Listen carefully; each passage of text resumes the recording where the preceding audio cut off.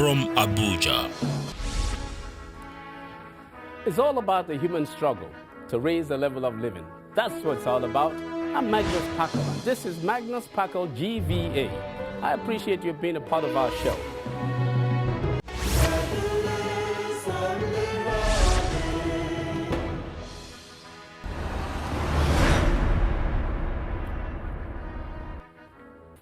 Recently, Congolese warlord Thomas Lubanga was found guilty of enlisting and deploying child soldiers by the International Criminal Court.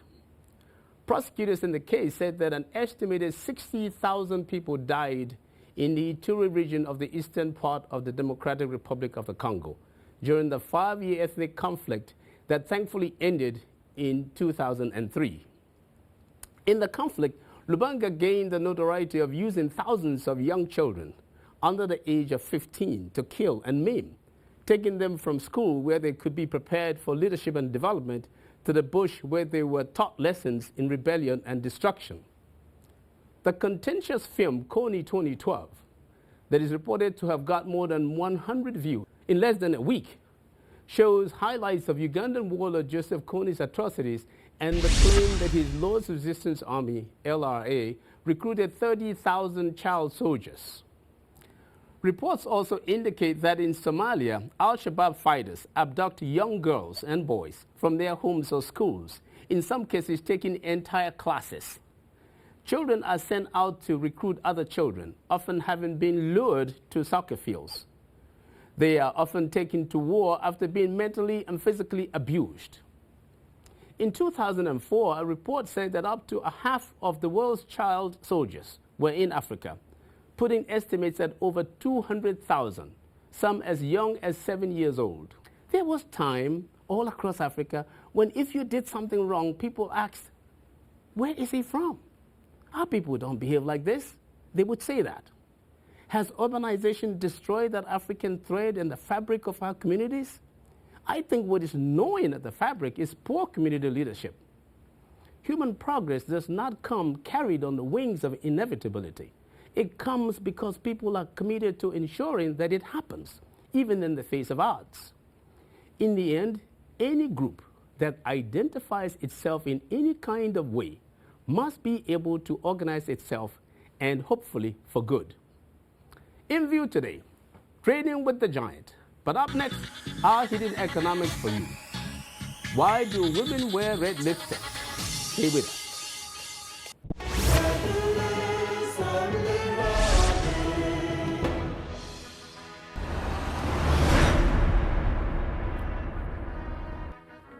Why do women wear red lipstick? Guys, not always for that.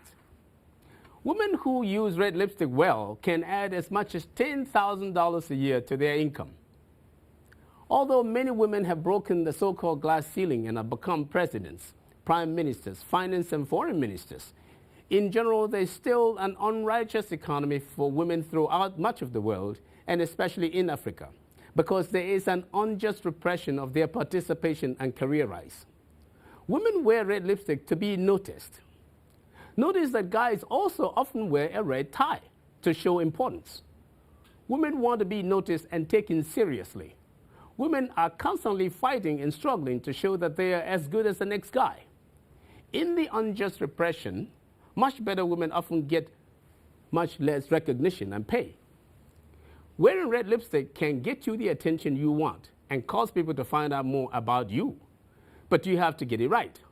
Well done and consistently, and with a dignified overall presentation, red lipstick alone can add as much as $10,000 a year to your income, as it increases the demand for what you have to offer.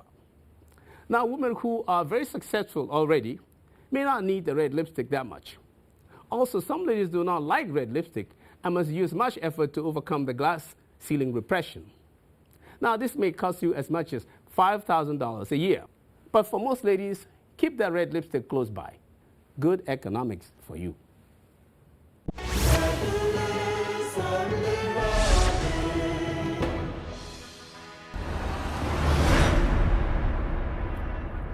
Trade rather than aid is much more needed for economic growth and development in Africa. Economic growth driven by diversified trade and investment is the critical engine that will help end poverty in sub-Saharan Africa. But what happens when you must trade with the giant? Indeed, for Africa, accounting for only about 2% of global trade, just about every other region of the world is a giant. Until the recent ascendancy of China in world trade, the United States was Africa's largest trading partner.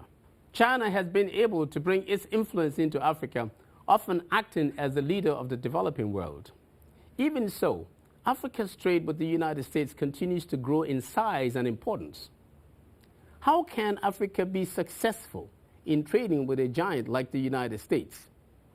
In May 2000, President Bill Clinton signed into law the African Growth and Opportunity Act, AGOA, to expand U.S. trade and investment with sub-Saharan Africa. AGOA was to also stimulate economic growth and facilitate sub-Saharan Africa's integration into the global economy. In the year 2010, United States merchandise imports from sub-Saharan Africa were $65 billion, up 38% from 2009. However, AGOA imports, including GSP, during 2010 totaled $44.2 billion, up 31% compared to 2009. During this period, non-oil AGOA imports totaled only $4 billion and grew considerably slower at just 18% compared to total AGOA, which, as I said, grew a whopping 31%. Recently, I visited Florie Lizier, the Assistant U.S. Trade Representative for Africa in the Office of the United States Trade Representative. Ms. Lizier leads U.S. trade efforts and investments in sub-Saharan Africa and oversees implementation of AGOA. She also leads interagency negotiations and implementation of a number of trade and investment agreements with sub-Saharan African nations. Her robust knowledge and passion for trade with Africa is clear, as we see in my discussion with her. Take a look.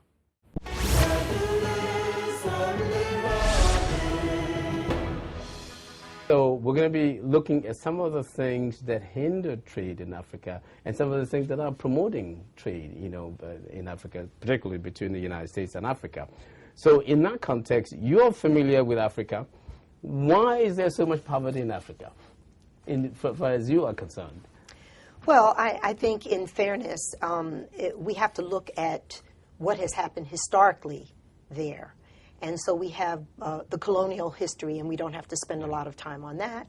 And then we have the post-colonial period where, for a number of the African countries in sub-Saharan Africa, which is the area I've focused on, some of the issues and challenges they had revolved around governance and rule of law, and there were coups and so forth.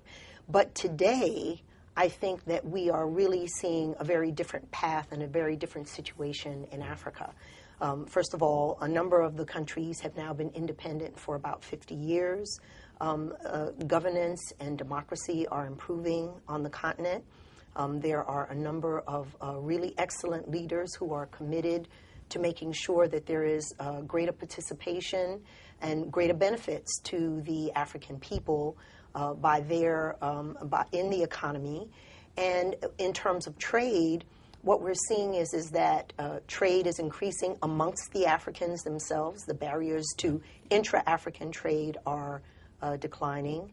And we're also seeing Africa's share of world trade, its exports to the rest of the world, increasing as well.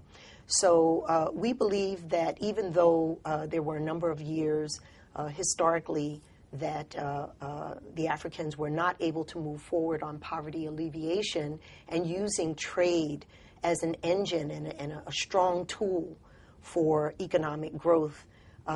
Now, what we've seen is a pathway that's been set forward where many more African countries, in fact, some of the highest rates of growth over the world are in African countries, and many of the African countries are beginning to meet some of the Millennium Development Goals, the MDGs, that have been set.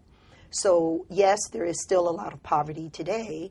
However, if you look at the trajectory, I think that what we see is a bright future for Africa. Yeah. As Assistant U.S. Trade Representative for Africa, and looking at the partnership between Africa and the United States, would you say that truly, as we do see, that there is great improvement taking place where African countries are beginning to put, into the marketplace, goods and even services, that consumers would like in the United States? That's right. And I mean, again, the basis of the United States economic policy with Africa is that we want to see Africans not just be in need of development assistance and aid, which of course we still do provide through a number of programs in the United States, Millennium Challenge Account and USAID, Agency for International Development. We're still providing that aid. But what we know for sure is that trade is actually a much more powerful engine and tool for getting out of poverty. And the example that we use is that if Africa were able to increase its share of world trade by just 1 percentage point, that 1% would generate more in terms of resources for Africa, 3 times as much as all the aid that they get today. So it's about $70 billion would accrue to Africa. And today they get maybe about $25 billion a year in aid. So again, trade is really critical. Now, on the issue of trade and what kind of trade, we know that Africa has for a long time, and still today, largely been providing commodities, products that are at the lowest end of the value chain. But truthfully, we also know that we will be dependent on Africa's commodities, its timber, its oil, its copper, diamonds, gold, etc., for many years to come. But what we want to do, and what we've done through the African Growth and Opportunity Act, is to give an incentive to Africans to add value to those products and to send us their processed products. And the last thing I would say about that is to be able to supply the U.S. market or the global market with competitive value-added manufactured products, you have to have certain kind of things in place. That you have to have the right kind of environment that supports the business community. You have to have an environment that is welcoming of investment. You have to have an environment where small businesses in Africa have access to capital. You have to have transportation systems that work effectively and are not high cost, which many of them are today.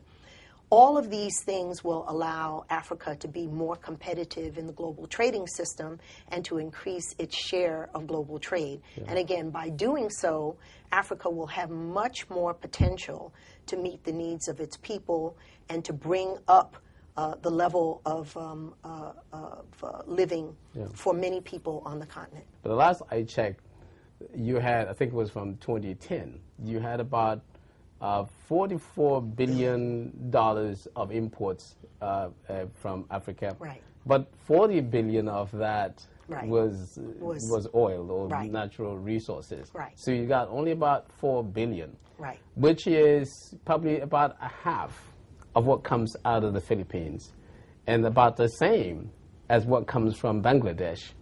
I like to think that there's room for that to be for the number to be much better than that 4 billion in the years to come. That's right. Do you see any signs that that's that's happening? Because that $4 billion in 2010 was actually 18% higher than it was in 2009. Right. So despite the global financial crisis in 2008, 2009, what we've seen is a growth in non-oil exports from the Africans to the U.S. and a diversification of those products. The kinds of products that are coming to the U.S. are really a wide range of products, apparel, value-added agricultural products, and others. Let me show you one of the products that I recently obtained that's coming in from one of the sub-Saharan African countries. These are... These are shoes that are made in Kenya. I love the fact that when you look in here, it says Uwezo, made in Kenya. There's an NGO that is working throughout Eastern Africa to help disadvantaged children in particular. And they're working with several companies throughout that region, including Uwezo, to produce products for the U.S. market. You, as a person, doing all of this, what has been really most exciting for you being on this job, working with Africa, and what have been some of the challenges that you have seen over the course of the period that you've been working on Africa? In the first meeting that I ever went to, I handled developing country issues in the GATT at that time. So I remember the first meeting I went to in 1980 in Geneva, Switzerland, of the GATT. There were very few Africans there. The Africans who were there, many of the representatives had to be both at the UN meetings, sort of up the hill, we called it, UNCTAD and the other UN-related agencies. And even though they were members of GATT, they weren't paying a lot of attention to sort of the global multilateral trade issues. So you didn't see that many Africans at the table. Now, you know, all these years later, when I go to meetings like the one that happened just a few weeks ago in Geneva, it's amazing. First of all, the Africans are the largest regional group at the WTO now. They are extremely active and visible. They are, in many cases, playing leadership roles, as we talked about earlier with the Nigerian minister being the chair of the General Council meeting at the minister. Very good, So this is, we have come from, I have personally seen for myself, the Africans come from not being at the table too much, not saying too much, to playing a very visible and active role in the international trading system and the multilateral negotiations that are going on trade. I think, though, that we have to be frank that for many of these countries, they are at the beginning stages of this trajectory. It will be important for African governments to remain committed to good governance, to eliminating corruption. Of course, corruption happens in all places in the world. But it's really important if Africa is going to continue to attract investment, especially beyond the oil sectors. That's something that has to be addressed, rule of law. There have been many African elections over the last year and going into this next year, many of which have worked tremendously well and been considered free and fair elections. So that has to continue. In addition to that, the Africans have to improve the doing business environment. And frankly, I think that's already happening. The World Bank report that reports on the doing business environment reported that last year there were a number of Africans which were at the top in terms of reforming their environments for the business community. So, you know, we celebrated them on that. So that has to continue. And I think that the Africans have to continue to be very focused on and very strategic about what is it that they can do to add more value to their products, to produce competitively products that the world will need. Because I say sometimes jokingly, but I also mean it, until people in the world are walking around with no shoes on and no clothes on, somebody in a factory somewhere in the world is going to be producing clothing, shoes, eyeglasses, jewelry, whatever it is that we utilize in the world, as well as the services that are provided. So Africans should be very strategic about what can we provide to the global economy competitively, where we can then use trade and use investment and all that comes with it to grow our economies, to alleviate poverty, and to really do what others have done before in other regions of the world. Africa can, and I believe will do that.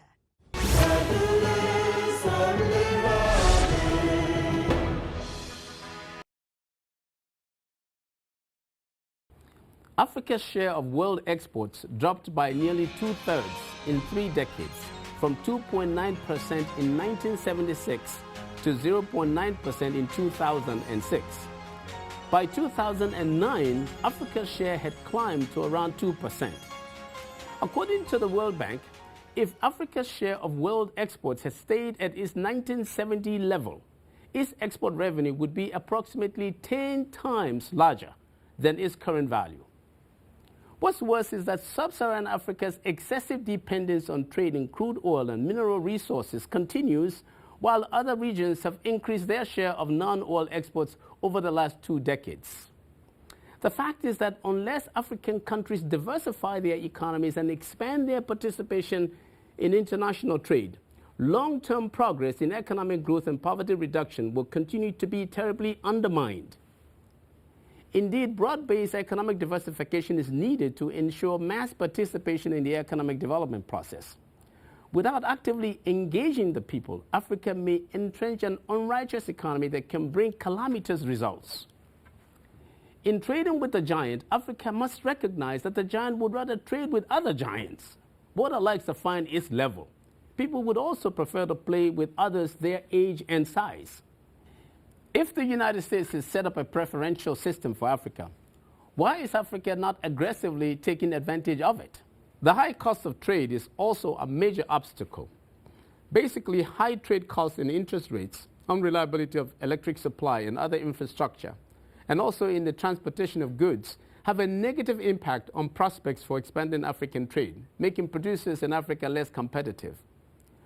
Bottlenecks in the form of regulatory and administrative constraints must also be reduced. Custom procedures and other requirements push up the cost of trade in Africa. The World Bank's Doing Business indicators reveal that the number of days needed to complete import and export procedures in African countries are among the highest in the world. In addition, to be successful in trading with the United States, sub-Saharan Africa must adopt strategies that promote the competitiveness of its exports by ensuring timeliness in the delivery of orders, providing regular capacity programs to entrepreneurs to address internal supply side constraints, and including in it information about American consumers. Industrial parks? Yes, industrial parks. Every municipality, province, or state must invest in industrial parks as a way of overcoming some of the infrastructure deficit-related problems. In industrial parks, we will have a location where everything for promoting production and trade is available. It would have 24-hour electricity, water, and security. It will be set up using a public-private arrangement. Only competitive producers or exporters will be permitted in the parks. Affordable credit will be made available for producers in approved sectors. If you will trade with the giant, you will have to start looking like a giant, or at least gain the respect of the giant. I'm Magnus Packel, and that's my view.